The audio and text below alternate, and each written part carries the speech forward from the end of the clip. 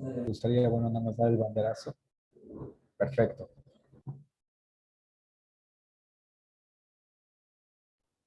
Bueno, pues buenas noches a todos. Les saluda el doctor Guillermo Riojas, un gusto a nombre de la Universidad de Jalapa, de la Vicerrectoría de Educación Virtual y Mixta, dar inicio a esta conferencia, que es parte de nuestras actividades de vida académica. Y que bueno, en este caso voy a cederle en un momento el micrófono a nuestro invitado, el maestro, doctorante, casi doctor, falta poco Efraín, Efraín Dueñas. Entonces, voy a permitirme leer un abstracto de tu currículum antes de comenzar con esta charla que tienes preparada para nosotros. Bueno, Claro. pues el maestro Efraín Dueñas, su formación académica, es ingeniero electrónico por el Tecnológico de Orizaba, tiene una maestría en electrónica que realizó en el Centro Nacional de Investigación y Desarrollo Tecnológico de Cuernavaca y es doctorante en esta ocasión en una especialidad de energía eólica en el Instituto de Energías Renovables de la UNAM. Hay diferentes proyectos que podría mencionar en los que ha fungido como director y también como colaborador. Algunos de ellos han tenido que ver con capacidades de emprendimiento en jóvenes de la región del Istmo de Tehuantepec, también en diseño y construcción de aerogeneradores experimentales. Y pues en gran medida esta intención y la charla de la conferencia de hoy alrededor de energía eólica. Entonces, pues nuevamente, bienvenido Efraín. Te quiero ceder el micrófono y pues agradecerte el espacio para que podamos comenzar así con la charla. Muchísimas gracias.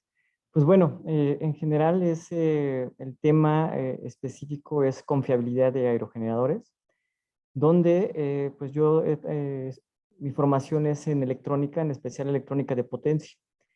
La electrónica de potencia en sí es la forma de poder controlar la energía de un formato a otro, de la manera que sea más eficiente.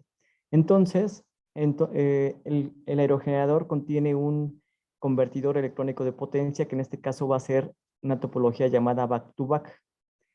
Yo lo que voy a comentarles en esta plática es referente a cómo proteger ese convertidor back-to-back ante ráfagas de viento. Por ello voy a permitirme compartir pantalla. Permítanme un momento, por favor. Ahora sí. Ustedes me dicen si ya pueden observarla. Listo. Bueno, ahora sí un gusto saludarlos y como les decía, el tema es confiabilidad en aerogeneradores, caso ráfagas extremas de viento. El contenido que les voy a presentar es la introducción, antecedentes, detección de ráfagas de viento intensas, el impacto en el convertidor back-to-back de un aerogenerador de baja potencia, conclusiones y referencias. Como les decía, el convertidor es electrónico de potencia y convierte la energía eléctrica que ya viene del generador producido por el viento y hacia una corriente alterna para que se pueda utilizar en nuestros hogares o en las subestaciones. Bueno, dentro de la problemática se tiene que el capacitor acumula y disipa más carga cuando está sujeto a parpadeos eléctricos de entrada. Lo anterior es un factor importante en su proceso de envejecimiento. Lo mismo sucede con el capacitor usado en la topología back-to-back, el cual les mostraré más adelante, aplicado a aerogeneradores. Según la mayoría de los modelos de confiabilidad para los interruptores de potencia, la vida útil del inversor de energía eólica está estrechamente relacionada con el rendimiento del ciclo térmico. ¿A qué se refiere? A que el convertidor electrónico de potencia pues tiene dentro de él interruptores de potencia. ¿Qué es un interruptor de potencia? Ustedes conocen un interruptor sencillo, por ejemplo, el de la luz, ¿no? Encender y apagar. El interruptor electrónico de potencia es muy pequeñito y hace la misma función abrirse y cerrarse, de tal manera que deje pasar energía, pero en esta ocasión nosotros la vamos a controlar electrónicamente, de tal manera que dejemos pasar la energía que nosotros queremos que pase y la que no. Esto lo hace muy eficiente, ¿vale? En los sistemas electrónicos. Bueno, el convertidor del lado de la máquina en turbinas eólicas están sujetos a altas corrientes a bajas frecuencias, lo que causa ciclos térmicos severos. Por ello, esto se considera el convertidor más crítico con respecto a la confiabilidad, respecto a la topología back-to-back. Cuando me refiero a ciclos térmicos severos, ahora sí que la traducción sería que se calientan, se sobrecalientan estos interruptores de potencia de los cuales hablo. Entonces, pues es muy importante saber que hay dentro de back-to-back hay es compuesto por dos convertidores y uno de ellos es el que recibe la mayor energía de la ráfaga de viento. Entonces, eso crea un ciclo térmico muy fuerte, lo que hace que su confiabilidad, su rentabilidad baje, es decir, se destruya o tenga que pararse. En tres se consideran dos condiciones particularmente estresantes que causan el ciclo térmico de los dispositivos semiconductores en la topología back-to-back, las cuales son el recorrido de bajo voltaje, el LVRT, y las ráfagas extremas de viento que les estoy comentando. Bueno, como se observa en la figura 1, se tiene la tasa de fallos y tiempo de inactividad. Pudimos observar que el sistema eléctrico donde entra el convertidor back-to-back, como el de control, tiene una alta tasa de falla y un menor tiempo de inactividad que los demás elementos. Esto quiere decir que normalmente falla. O sea, del aerogenerador, lo que más falla o comúnmente falla es el convertidor electrónico de potencia y la etapa de control, que justamente va unido al convertidor electrónico de potencia. También en la figura número 2, pues se muestra la fragilidad de los elementos que componen al convertidor electrónico de potencia, siendo los interruptores de potencia, que por ahí dice Power Semiconductor Device, que son los interruptores de potencia, son los que más fallan, y por ahí el capacitor. Justamente estos dos dispositivos son los que hay que cuidar o proteger para lograr tener mayor rentabilidad y que no haya tanta falla en el aerogenerador. Bueno, como antecedentes tenemos la clasificación de ráfagas extremas de viento por la norma IEC 61400-2, donde se tiene la ráfaga extrema de operación EOG, ráfaga extrema con cambio de dirección EDC, ráfaga extrema coherente SG, ráfaga extrema coherente con cambio de dirección SD. En la referencia 12, además de las consideradas en la norma, se tiene la ráfaga negativa, un frente y sombrero mexicano. En la diapositiva siguiente les muestro el comportamiento de la ráfaga extrema de operación, ráfaga extrema coherente, un frente y sombrero mexicano. En el caso de las ráfagas de cambio de dirección y la ráfaga negativa no se toman en cuenta para esta investigación debido a que su efecto en el rotor eólico es no significativo. ¿Qué quiere decir? Que al final de cuentas estas ráfagas no causan que el convertidor se estrese, o es decir, llegue a fallar.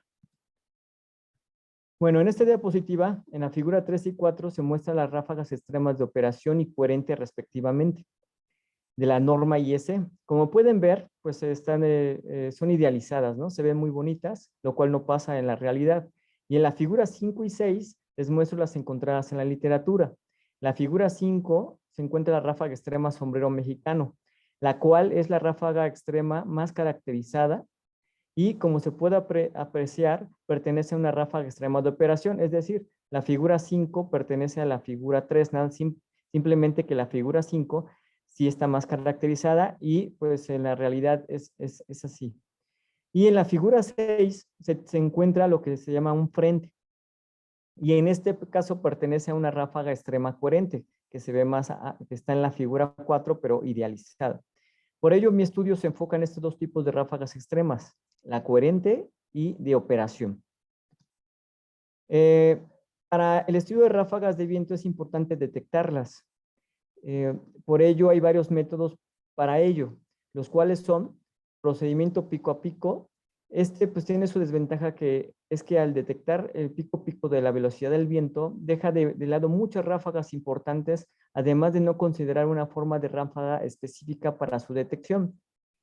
También se realiza en intervalos de 10 minutos, lo cual pues también deja de lado también muchas ráfagas que se pueden dar en segundos, que son las más peligrosas.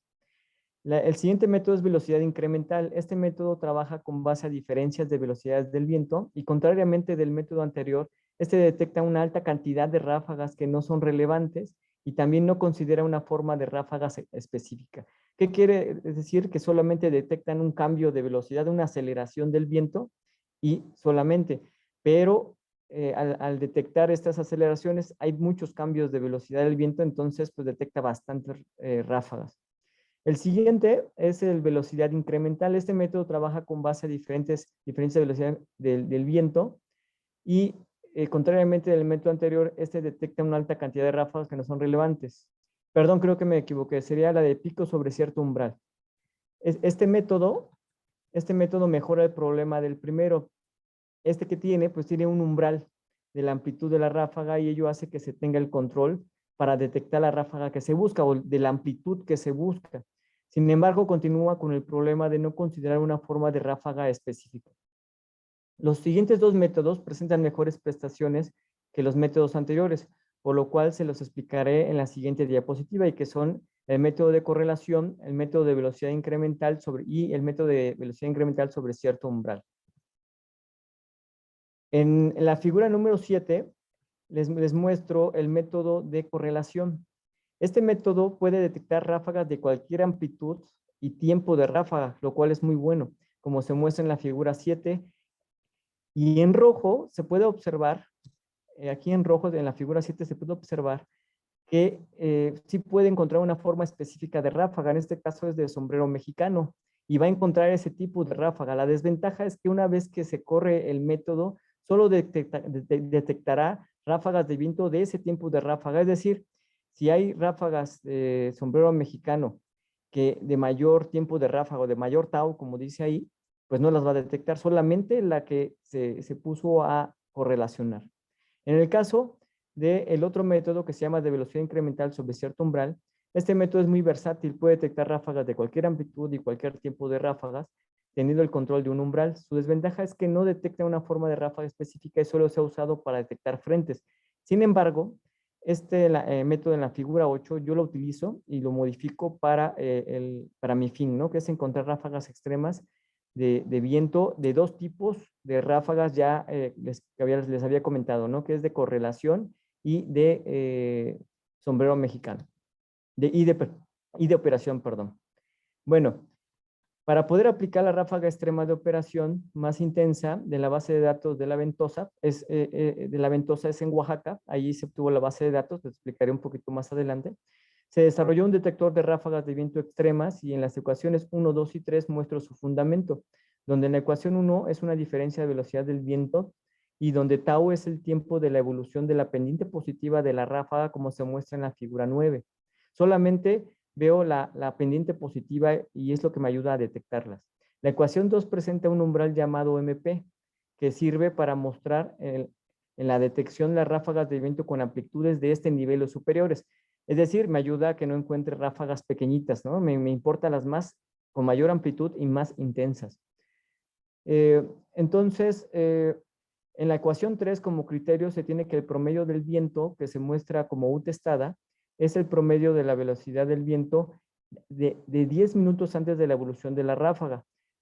La ecuación detectará la ráfaga si este promedio se encuentra entre el punto más alto, más bajo de la ráfaga de la pendiente positiva y el punto más bajo de la pendiente negativa de la ráfaga. Es decir, que esté en el centro de la ráfaga. Y esto a qué me va a ayudar, pues va a asegurar en primera la forma de la ráfaga extrema de operación que estoy buscando y evitar errores derivados de la medición del sensor y del viento. Y por último, en la ecuación 4, sirve para determinar la intensidad de la ráfaga extrema de viento, la cual es la amplitud entre el tiempo de la evolución positiva de la ráfaga de viento. En la tabla 2 se tienen los tiempos de taus utilizados en la detección de las ráfagas más intensas en la base de datos, que van desde 4 a 9 segundos. Como les decía, pues hay algunos métodos que trabajaban ráfagas hasta 10 minutos, porque existen ráfagas hasta de horas. En este caso, la investigación me dice que las ráfagas de un pequeño corto, que es de segundos, en este caso de 4 a 9 segundos, son las que causan mayor daño al convertidor electrónico de potencia o a la topología back-to-back del aerogenerador.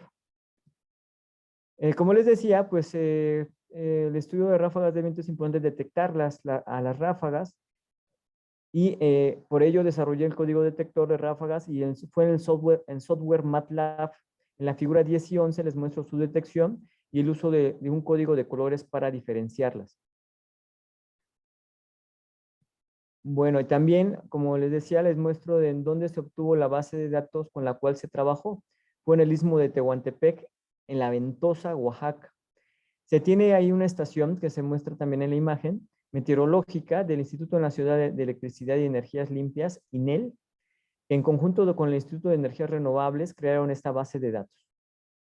Ahora, ¿por qué es importante? ¿Por qué ahí? ¿Por qué en La Ventosa? Pues ahora sí que ustedes sabrán que se escucha de ese lugar. Y es porque en el Istmo es de especial interés para la industria de producción eólica debido a que está situado cerca de una corriente oceánica inusualmente cálida, que combinada con el gradiente de presión y temperatura del área producen altos niveles de turbulencia y ráfagas, lo cual es excelente para llevar un estudio de ráfagas extremas. La frecuencia de muestreo es de 1 Hz a una altura de 7.5 metros en un periodo del septiembre de 2017 a enero de 2018. ¿Qué quiere decir? Que hubo un sensor, de hecho los muestro ahí el sensor en la figura 13, a esa altura, y cada un segundo estaba registrando la velocidad del viento en ese periodo de tiempo. Y esa es la base de datos. Con eso yo trabajé. No puede ser la frecuencia mayor a un segundo porque pues no podría detectar las ráfagas en ese intervalo de tiempo, ¿no? En segundos. Por eso era muy importante que cada segundo se detectara. O es más, cada medio segundo, si es que era posible, sería muy bueno. También les muestro las características del sensor. Algunas características, su rango de velocidad, su resolución y su dirección del viento. Bueno, también en esta diapositiva también les muestro el protocolo que se siguió para la caracterización de ráfagas extremas de la base de datos, donde básicamente fue determinar las ráfagas extremas de viento más intensas de cada tipo, ¿no? El código me permitía de que yo pusiera un umbral para la ráfaga coherente muy bajita, muy alta, de tal manera que no detectara ráfagas coherentes y solamente me dejara detectar ráfagas de operación. Entonces fui buscando a prueba y error encontrar la ráfaga extrema de viento de operación más alta y viceversa, pues apagaba, digamos, así la ráfaga extrema de operación y buscaba ahora la ráfaga extrema coherente más alta. También por último, encontré algunas variables importantes como es la velocidad del viento, la intensidad de turbulencia, algunas otras variables muy importantes para caracterizar el viento en la ventosa, la cual me dieron ciertos resultados que también se los presentaré. Bueno, en esta diapositiva tenemos ahí en la ecuación número 5, déjenme ver, número 5, pues se tiene la ecuación con la cual se puede modelar una ráfaga de sombrero mexicano. Esta ecuación me permitió meterlo a un programa de simulación, que en este caso es PESIM, y poder obtenerla en la figura 15, por ejemplo, la figura 15B. Esta es el modelo de la ráfaga de operación con base a la ecuación número 5, pero ¿de dónde estoy modelando? Estoy modelando la figura A, que fue detectada por el método de detector que yo propuse con MATLAB. Entonces, yo detecté la ráfaga que sí existió en la realidad y la modelo con esta ecuación para poder meterla a PESIM, que es un simulador de circuitos eléctricos. En este caso, también me permitió simular a un aerogenerador. En la tabla 3, pues les muestro que la amplitud de la ráfaga fue de 12.1 metros sobre segundo, lo cual quiere decir que en 7 segundos cambió la velocidad del viento 12 metros sobre segundo, que es mucho, ¿no? Y la intensidad de la ráfaga es de 1.82 metros sobre segundo cuadrado. Bueno, aquí les presento en la figura 16 el caso de la ráfaga extrema de operación y en la figura 17 el caso de la ráfaga extrema coherente. Les había comentado que eran dos tipos de ráfaga. Entonces, pueden ver que la ráfaga extrema de operación es de 12.1 metros sobre segundo, pero la ráfaga extrema coherente, su amplitud es de 18.18 metros sobre segundo. Es decir, todavía es más drástico el cambio de velocidad del viento. Ahora lo interesante es saber meterlos a la simulación, dónde está mi aerogenerador y dónde está mi convertidor crónico de potencia para saber su impacto. Antes de eso, pues como les comentaba, aquí hay unas variables que también tomé, que es la desviación estándar promedio, la intensidad de turbulencia promedio, la velocidad máxima del viento y la velocidad promedio del viento. ¿Con qué objetivo? El objetivo era ver si había una relación con las ráfagas extremas máximas que había encontrado del día. Y ahí se puede ver, yo agarré enero, todo el mes de enero, donde había ráfagas extremas más fuertes, y entonces empecé a ver si había una relación. Y resultó que la intensidad de turbulencia promedio, con la intensidad de turbulencia promedio no existe una relación con las ráfagas extremas con mayor amplitud del día, como se puede observar en la figura A, en la figura 18A.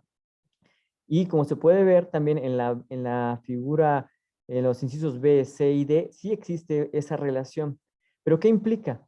Implica que mientras más velocidad, por ejemplo, mayor desviación estándar del viento haya o exista, pues va a haber más posibilidad de que haya ráfagas extremas de viento más poderosas.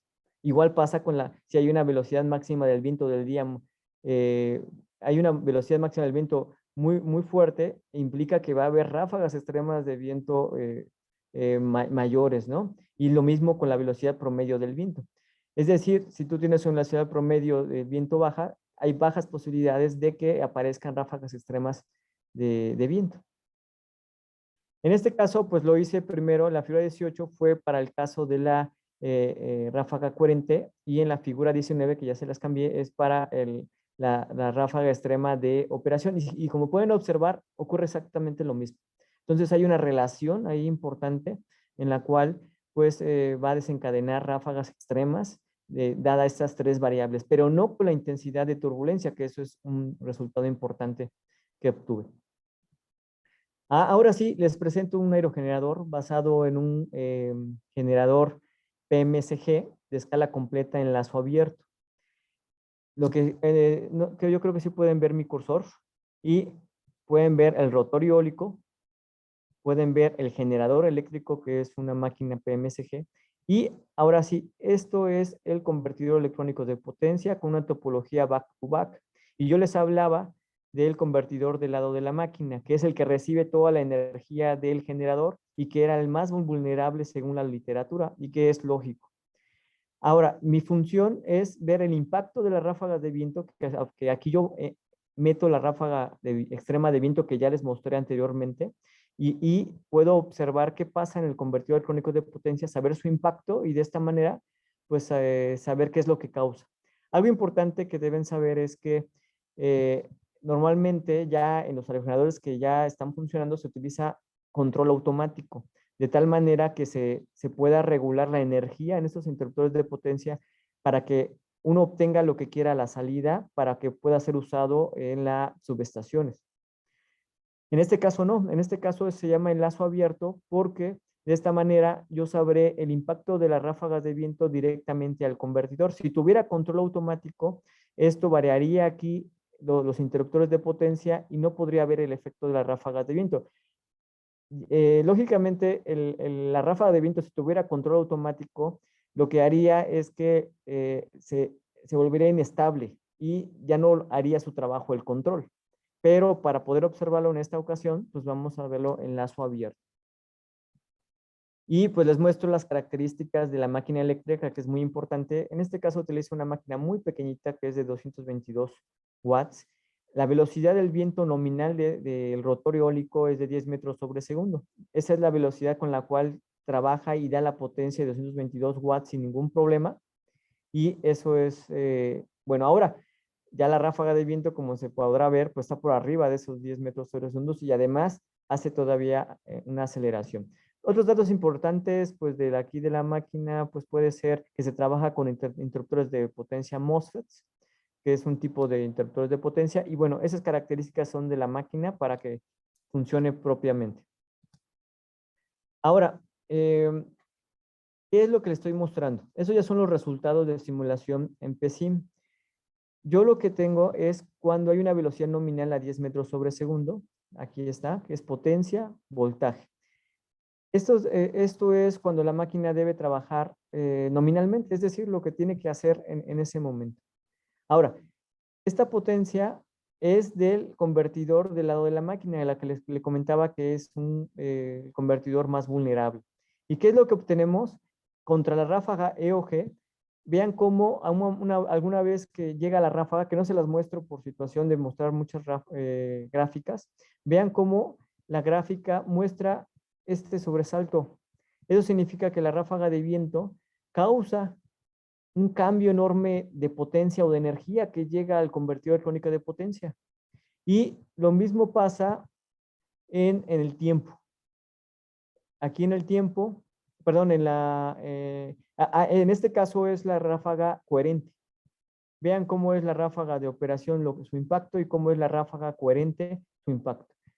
También lo hice en 4 variables: la potencia con velocidad nominal, voltaje con velocidad nominal. Ahorita les voy a decir las siguientes 2, pero aquí lo importante que quiero que sepan es que el dato que yo utilicé es el voltaje pico, la potencia pico o el voltaje pico. O sea, ¿qué quiere decir el voltaje pico o potencia pico? Es el valor más alto que se puede encontrar aquí.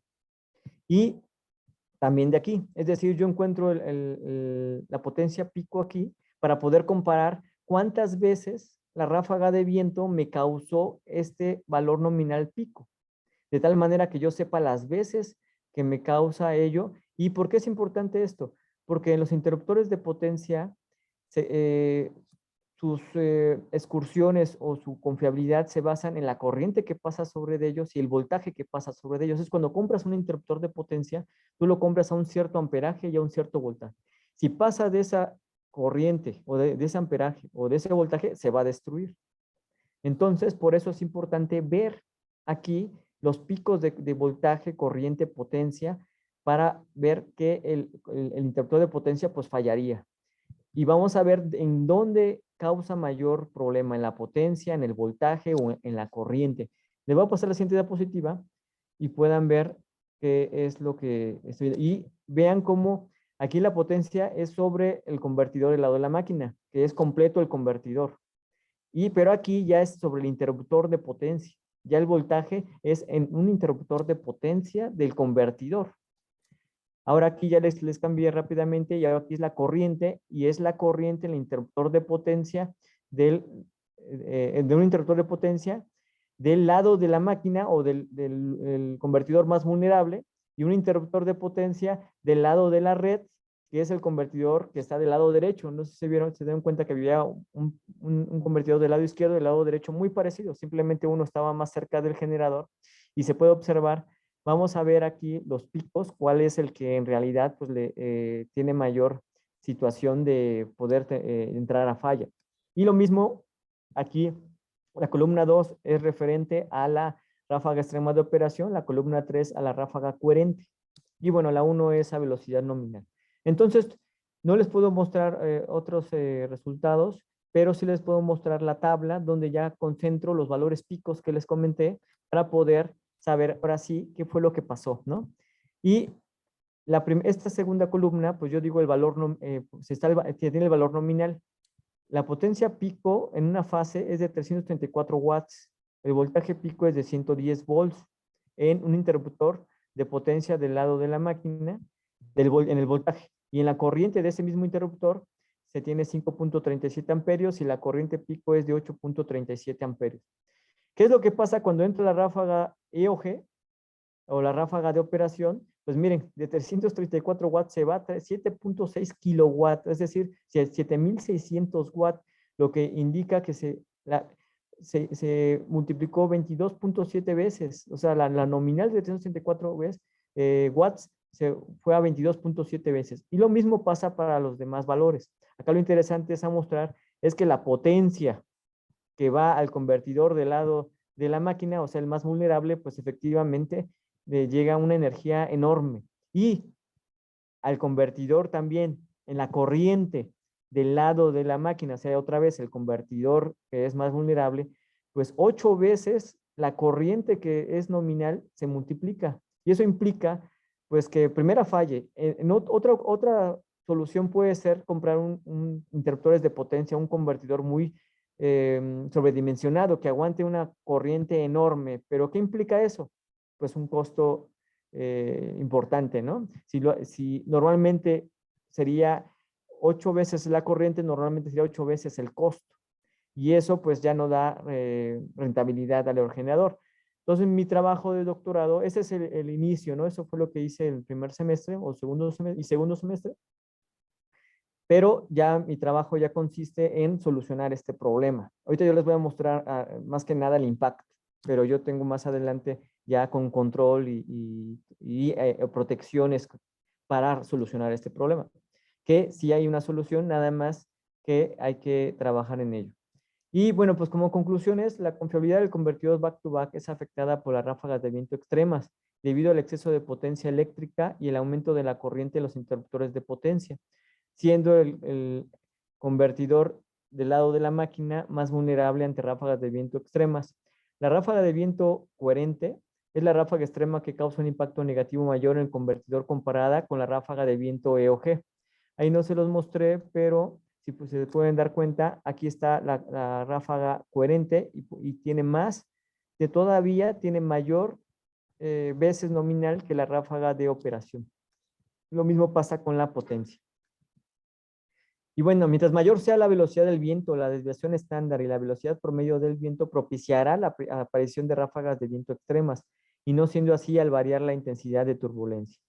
El método de detección de ráfagas de viento propuesto es capaz de detectar cualquier amplitud de ráfaga, dos tipos de ráfagas de viento definidas, así como su intensidad de estas, definiendo el tiempo de evolución tau de la ráfaga a considerar. Y bueno, pues esas son las referencias que se utilizaron y les agradezco mucho su atención. Muchísimas gracias. Voy a, no sé si gustas, Guillermo, si apago si dejo de compartir o la dejo un momento. Sí, si gustas dejar de compartir y pasamos a una serie de preguntas para continuar el diálogo.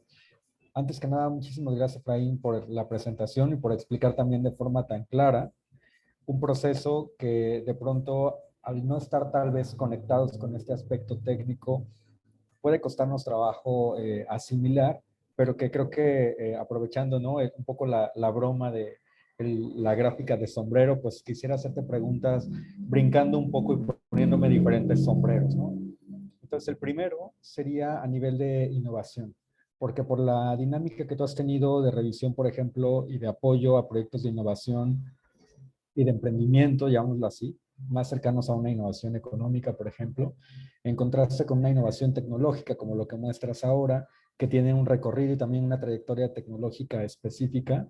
Yo lo que observo a nivel metodológico con lo que nos presentas hoy es el análisis y la importancia de enfocarlo hacia el prototipado o hacia un componente de un elemento mucho más grande, ¿no? Un componente que está generando, no sé si una falla, pero por lo menos sé que el trabajo que estás haciendo va a optimizar o busca una solución para que el tiempo de vida del componente y en general de estos aparatos sea mayor, ¿no? Entonces, con esta premisa, me gustaría preguntarte a nivel primero de metodología, con ese sombrero, eh, estos aspectos, por ejemplo, de identificar los componentes que están generando fallas o que de repente al iniciar un proceso de optimización técnico, ¿cuál sería el proceso y qué tan desarrollado o qué tanto camino he recorrido, por ejemplo, en este tema, en este sector incluso eólico, con este tipo de tecnología? Es decir, hay una referencia muy clara a partir de la cual tú pudiste ubicar este componente, había una necesidad muy puntual que ya se había estado señalando constantemente, o cómo fue el descubrimiento primero de este problema tan específico. Pues mira, de alguna manera yo trabajo en la Universidad del Istmo, en Tehuantepec, Oaxaca. Entonces tenemos mucha relación. Yo trabajo en la maestría también de energía eólica y entonces tenemos relación con empresas como es Vestas y otras empresas que tienen aerogeneradores allá. Entonces, en el Instituto de Energías Renovables y también en el INEL se tiene una estación meteorológica de tal manera que hacen pruebas a aerogeneradores comerciales. ¿Y qué es lo que sucedió? Pues que al momento de hacer pruebas de aerogeneradores de baja potencia, pues resulta que el convertidor electrónico de potencia se quemaba y no saben por qué o no sabían por qué. Al analizarlo, pues se dieron cuenta que las ráfagas extremas de viento que existen en el Istmo de Tehuantepec son enormes. Entonces, pues ellos dijeron, pues con su experiencia son las ráfagas extremas de viento. Sin embargo, pues esa es una, dado que son comerciales, pues no se ponen a investigar a ciencia cierta qué es. Entonces, en eso entra la investigación, en la cual, pues se pudo determinar que las ráfagas de viento producen algo que se llama parpadeo eléctrico. Y justamente ya con mi investigación se puede ver que ese impacto, pues sí, llega a destruir el convertidor electrónico de potencia. También algo importante es que también en la literatura, al momento de estar buscando referencias si ya se había resuelto ese problema, pues resulta que hay muchos estudios en los cuales dicen que el convertidor electrónico de potencia pues tiene una alta tasa de fallas y también pues es un elemento muy importante el aerogenerador. Algo importante también es que el, el convertidor electrónico de potencia perdón, en los lugares donde se hacen esos estudios no siempre tienen una calidad del viento como es en el istmo. Entonces, a pesar de que esas ráfagas de viento no sean tan extremas como el istmo de Tehuantepec, ese problema también existe en otros lugares. Nada más que se acentúa en el istmo de Tehuantepec. De esta manera yo pude saber que había esa problemática y abordarla, ¿no? De tal manera, primero, saber el impacto de las ráfagas extremas de viento que ya vi que si hay un impacto fuerte en la confiabilidad y después solucionar ese problema, lo cual me llevará a posiblemente, o sea, el objetivo es llegar a una patente de tal manera que si se logra resolver ese problema, pues lógicamente pues se tiene mucha relación con la parte comercial para lograr, ahora sí que se logre algo bueno con un estudio, ¿no? Con el estudio que estoy haciendo. Gracias. Sí, justo está en el clavo en el tema, por ejemplo, de las patentes. Y la siguiente pregunta que iba a hacerte era en el tema, por ejemplo, de este tipo de investigaciones. De pronto el contexto y el tipo de energía hizo una combinación que permitió o enfatizó este problema en una región particular, ¿no? Pero en tu experiencia, por ejemplo, incluso en inversión de tecnologías mm, verdes, ¿no? O que están ocupando algún otro tipo de procesamiento o conversión de energía, ¿existe alguna tensión particular en otro tipo de energías además de la eólica en nuestro país? ¿O, qué percepción tienes con respecto a, en general, esta, pues sí, intención de avanzar hacia tecnologías más sustentables? Sí, lo primero es que las energías renovables, políticamente y también en la parte de rentabilidad, todavía no están en el punto de competir directamente en la parte de rentabilidad. Sin embargo, están avanzando muy fuerte. Y las energías renovables que están avanzando muy fuerte es la energía solar y la energía eólica. De hecho, la energía eólica es una de las que más avanzó en todo este tiempo. Sin embargo, los paneles fotovoltaicos, la energía solar, está tomando ahora el timón respecto a hacer, producir energía en grandes masas. Algo importante de la energía solar con los paneles fotovoltaicos es que nos permiten proveer energía de baja potencia, donde en caso de los aerogeneradores no es así. En baja potencia, si te das cuenta, no se ven tantos aerogeneradores pequeñitos que estén por ahí, ¿no? Dando energía. Lo que sí, en alta potencia, mientras más grandes sean, son más eficientes y ahí sí producen una energía enorme y empieza a ser cada vez más rentable y eso es lo que ha llamado la atención a invertir en energía eólica. En mi caso también estoy trabajando en aerogeneradores de baja potencia. También es un esfuerzo por hacerlos más rentables, más confiables y de tal manera pues lleguemos a lograr que los aerogeneradores sea una opción muy importante, que ya lo es, pero ahora en baja potencia. Con respecto, ya también en general, también hay que pensar mucho en que la energía renovable es donde van a entrar poco a poco, o ya entraron, pero con mayor fuerza va a ser en la movilidad. ¿Qué quiere decir? En los autos híbridos, después autos eléctricos, va a ser lo primero que va a estar, vamos a estar viendo, o ya lo estamos viendo, de tal manera que va a ayudar mucho al calentamiento global, porque como tú lo sabes, la movilidad es algo que gasta muchísima energía de combustibles fósiles. Entonces yo creo que va a ser un impacto muy bueno en las energías renovables en la movilidad. Y entrando ya un poquito en estas preguntas que generalmente inician debates, en esta dinámica de la innovación tenemos el concepto de destrucción creativa, ¿no? La forma en la que al iniciar un proceso seguramente de reconstrucción, reconfiguración, por ejemplo, de alguna tecnología, tenemos efectos positivos y negativos, ¿no? La destrucción creativa alude a los positivos porque generan nuevo conocimiento y nos permite crear, fortalecer una industria y posiblemente con la optimización también hacerla más rentable, ¿no? En el tema, por ejemplo, de los efectos a lo mejor negativos o que se tienen que estudiar de estas nuevas tecnologías, creo que también hay mucho todavía camino por recorrer en investigación, ¿no? Entonces, a partir de este argumento, no sé, también bajo tu perspectiva y citando un poquito el interés que tenemos en el doctorado en ciencias ambientales y sustentabilidad, de establecer algunos marcos de referencia, líneas de investigación, ¿habría algunos temas que tú consideras eje que podrían o que se están trabajando a nivel de posgrado alrededor de estas energías? Sí, mira, hay un punto importante de investigación que se llama microredes. Es muy importante. ¿Por qué? Porque normalmente hay centrales generadoras, pero que están muy alejadas de los consumidores. Es decir, hay una central increíble ahí que produce muchos megawatts y estos megawatts son, transportados hasta el consumidor. Si ustedes ven cuando van viajando, pues ven las líneas de transmisión enormes, ¿no? Eso es una generación de electricidad centralizada. Ahora se está haciendo una generación de electricidad distribuida, que son las microredes. ¿Qué quiere decir? Que ahora va a haber muchos centros de generación cerca del consumidor y esto va a hacer que pues los costos de transporte de energía pues sean mucho menores. Y lo más importante con respecto al medio ambiente, también la sustentabilidad de la energía eléctrica, es que pues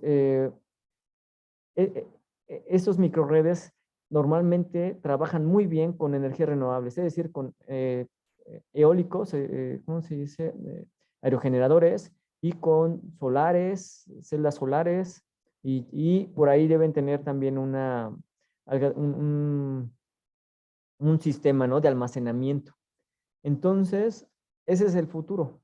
Va a haber un cambio enorme de lo que estamos viendo ahorita, en una destrucción de lo que ya se está viendo descentralizado a distribuido. Entonces, esto también va a ayudar a los carros eléctricos, de que todos esos tipos de generación que se está produciendo en varios lugares, pues los carros eléctricos también y las baterías en los hogares. Ahora, esto ya se está llevando a cabo. En México no, aún todavía no estamos trabajando en ello. En investigación sí, y ya se están empezando a realizar microredes en el país. Entonces, en tanto la innovación que ya se viene en ese aspecto de energías son las microredes, con la generación distribuida de electricidad.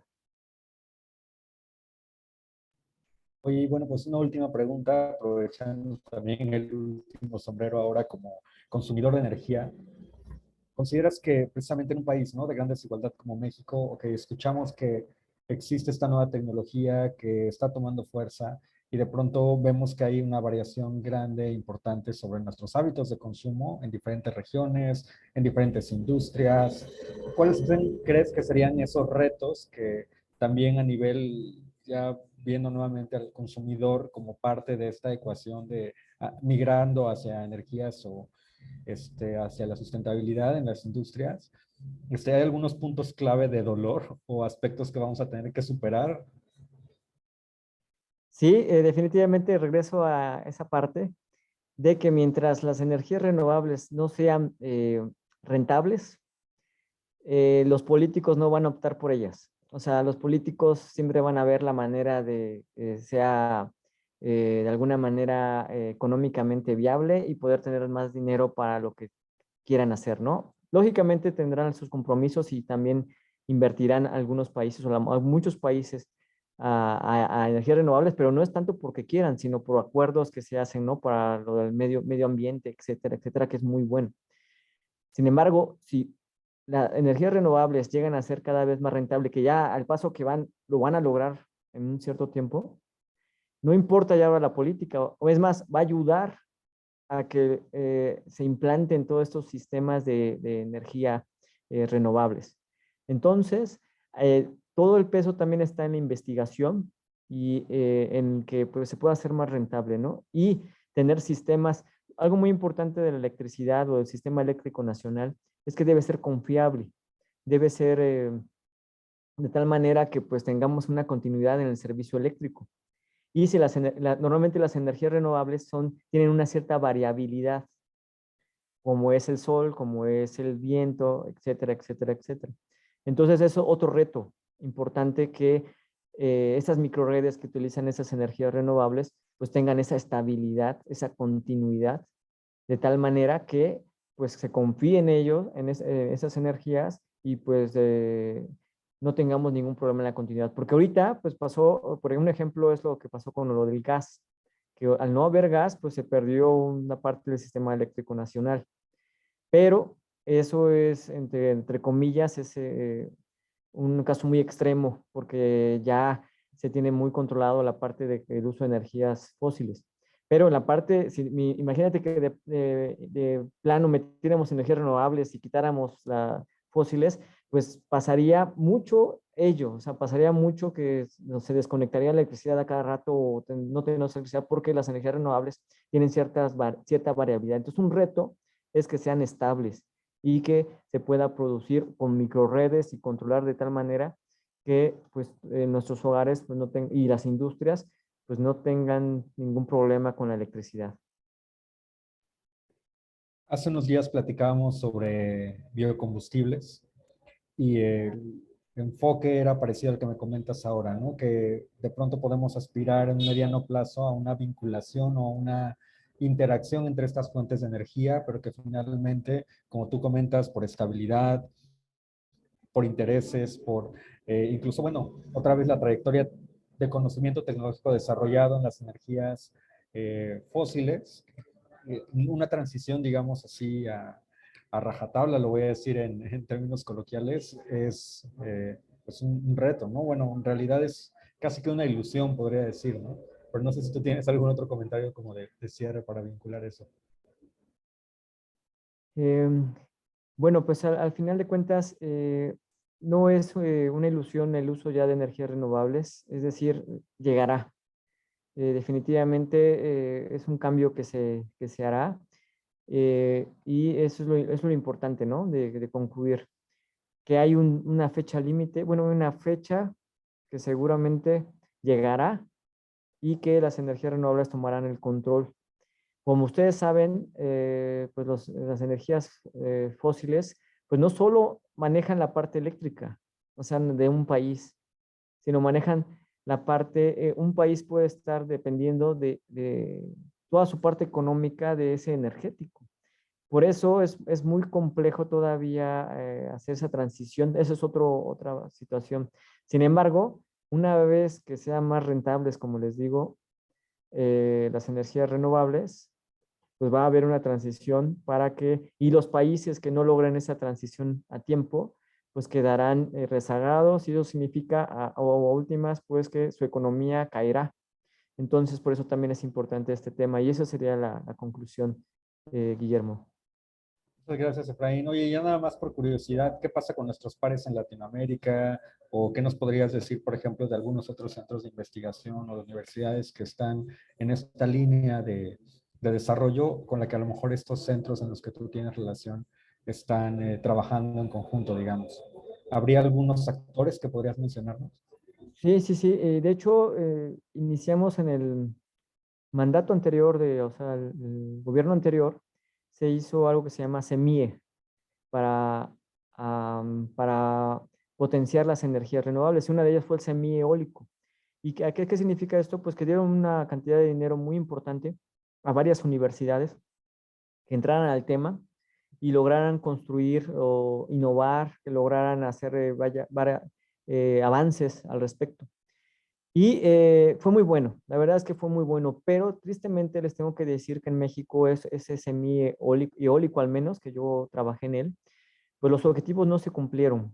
Al, sí, no se cumplieron. Es decir, todo lo que se prometió en las de las universidades, pues no llegó a estar al 100% o a cumplirse de cierta manera, ya sea una parte ya que es esa situación que es corrupción y otra parte de que pues todos los esfuerzos, nuestra tecnología y nuestro capital humano no logramos llegar a ese punto en el tiempo que nos impusieron. Sin embargo, todos los avances que se hicieron fueron muy buenos y eso hizo que México pudiera ya tener un avance significativo a diferencia de otros con diferencia a otros países.